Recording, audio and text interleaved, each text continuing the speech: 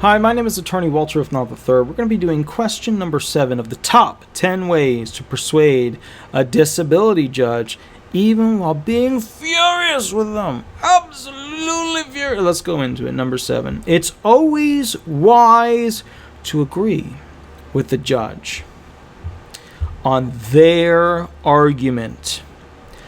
Okay? I'm going to just repeat it. It's always wise to agree with the judge on their argument, and then lay out the reasoning for why the argument could be stronger. Trial tactics. Now we're not talking about kiddie stuff. Now we're talking about manipulating the argument by showing favor that is weakened by better arguments. Oh, what's that? That's shiny. I can't see. Yeah, okay, I get it. So here we go.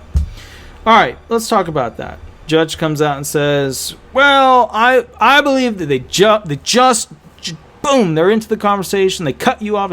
What about this? Well, Your Honor, I agree. That's a very good argument.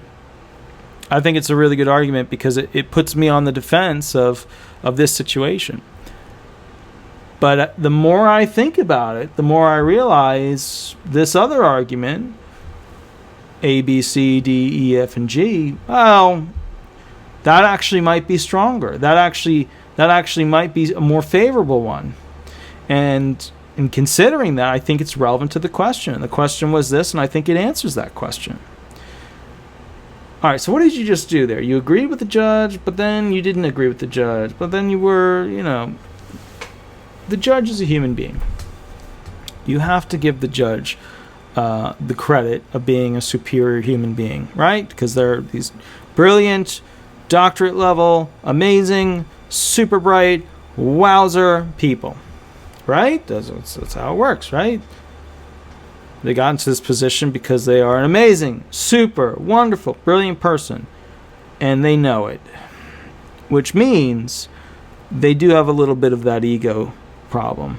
That's not really a problem. I mean, it just says it's part of the human, thing. So you need to go ahead, trial tactic, and agree with them. Yes, Your Honor. My shoe's stuck on something.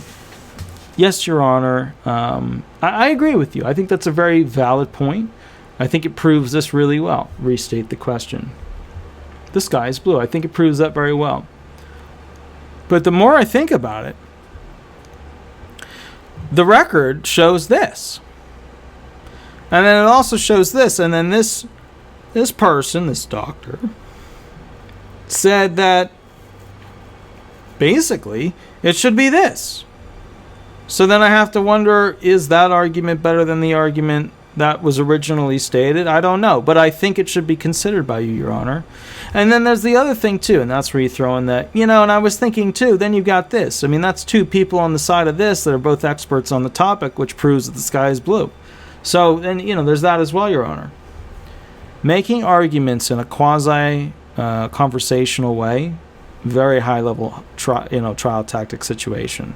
You're not going to master it, but see what you can pull from watching other people do it, giving their outros to the hearing, to the trial rather, their closing statements. Watch how they do it. They connect without making you feel like you have to invest heavily. They connect by making you feel like they're agreeing with what you said, that they're coming to you. But they're actually not. What they're doing is they're making you come to them just a little bit. And then they're bringing their arguments to you. It's like that movie Hitch or whatever. He's like, you're going to lean in 10% and then let her lean in the other 90%. That's a perfect kiss. That's how you can do it. It's amazing. I don't know why I went super tiny, but the bottom line is you get it, right? You're leaning in. They know what their move is going to be. So now you've got to give them a reason to consider something else. And remember, a lot of arguing with people is all about just getting them to question whether or not they're right. If you can shove an idea into somebody's head enough times, you can make them believe anything. You know, like all these people arguing, there was absolutely no fraud in the presidential election, and they've already arrested a bunch of people for fraud. But the bottom point is, there's never been a presidential election where there wasn't fraud.